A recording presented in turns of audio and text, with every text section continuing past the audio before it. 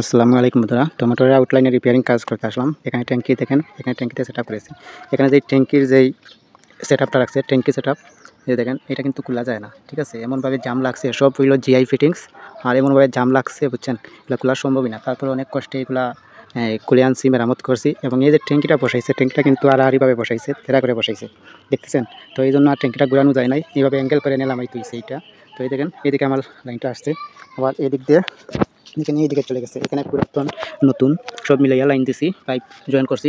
তো এই দিক দিয়ে চলে গেছে, ঠিক আছে। এই দিক দিয়ে আসবে।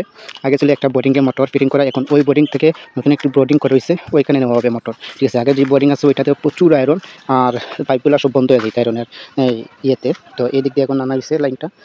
ওইখানে একটি মোটরের টিউবওয়েলের বোর্ডিং আছে, এই যে দেখেন টিউবওয়েল, এই টিউবওয়েলের বোরিংয়ে জয়েন্ট হবে, ঠিক আছে, মোটর, ঠিক আছে। এখান থেকে এখন পানি উঠবে। তো এই দিক দিয়ে আমি নামাই নিছি, আগের যে লাইনটা আসছিল ওইটার সাইড দিয়ে এই যে দেখেন চিত্র করে নামাই নিছি, ঠিক আছে। এখন জাস্ট মোটরটা ফিটিং দিব, তাদের উপরের কাজ সম্পূর্ণ কমপ্লিট। তো এখন আমি নিচে যাইয়া বাকি কাজগুলো করবো, তো এগুলো আমি আপনাদের দেখাবো।